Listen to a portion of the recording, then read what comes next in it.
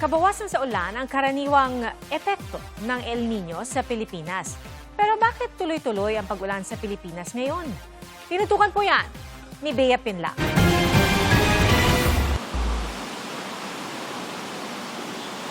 Walang humpayang malakas na buhos ng ulan sa malaking bahagi ng Luzon. Dulot nito ay mapaminsalang baha. Sa ibang panig ng mundo naman, nasa state of catastrophe na ang Chile dahil sa matinding baha. Kalbaryo rin ang ganito kalawak na pagbaha sa Brazil. Pero may ilang bansa naman na nakararanas ng nakamamatay na init. Lahat ng yan nangyayari sa gitna ng nararanasan ngayong El Nino, na ayon sa World Meteorological Organization ay patuloy na lumalakas at inaasahang mas mabagsik pa sa pagitan ng Agosto at Oktubre. Ang El Nino ay ang malawakang pag-init ng Central at Eastern Pacific Ocean malapit sa Central America na may epekto sa timpla ng panahon at klima sa daigdig. Meron tayong El Nino, meron tayong La Nina. Ibig sabihin, nagkakaroon po ng balanse yung ating nature na kailangan niyang uminit, kailangan niyang lumamig. Ayon sa Pag-asa, kabawasan sa tubig ulan ang karaniwang epekto ng El Nino sa Pilipinas. Pero bakit tuloy-tuloy ang pag-ulan? Kapag ito ay nangyayari sa panahon ng habagat, nagko-contribute din po ito ng pagpapa-enhance ng ating habagat na kung saan mas marami po tayong ulan na natatanggap sa panahon ng habagat kapag merong El Nino.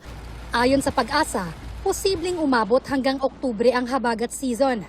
Ang El Nino naman, inaasahang tatagal pa hanggang 2027. Magkakaroon ng significant na reduction tayo sa ulan at ang isa pa, mainit yung temperatura natin. So, ibig sabihin, mabilis din yung evaporation rate ng ating mga katubigan. Usually, pwede itong mauwi dun sa tinatawag na dry spell. Kapag nagtagal pa ito yung tinatawag nating meteorological drought or prolonged drought condition na kung saan posibleng maapektuhan yung ating agrikultura, yung ating mga irigasyon, yung ating mga dams, yung ating mga water systems, and also, kapag tumindi pa ito, so ibig sabihin, yung tinatawag nating yung socio-economic drought, posible rin natin itong maranasan. Nagbabala ang United Nations na dahil sa pagkatuyot na dulot ng El Nino, halos 50 milyong tao sa mundo ang posibleng masadlak sa gutom simula Setyembre. Naghahanda na ang gobyerno sa paglakas pa ng El Nino at magiging epekto nito sa agrikultura, kalusugan at iba-iba pang sektor. Pati supply natin ng tubig, pinangangambahang mababawasan. Usually, lalo-lalo na yung mga kababayan natin dito sa Metro Manila na kung saan umaasa tayo sa Angat Dam.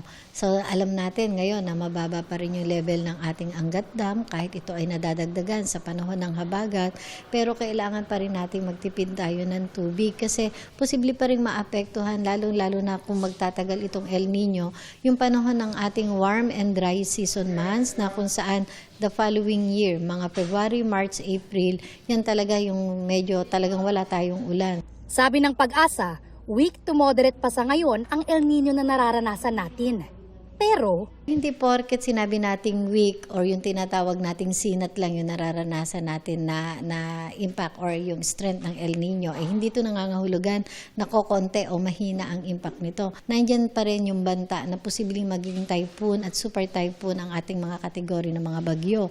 At nagpapa-enhance pa rin ito ng ating habagat na posibleng mas marami pa rin ang ulan na mararanasan natin, lalong-lalo na dito sa western section ng Luzon kasama ang Metro Manila. Bea Pinlac, nakatutok 24 oras.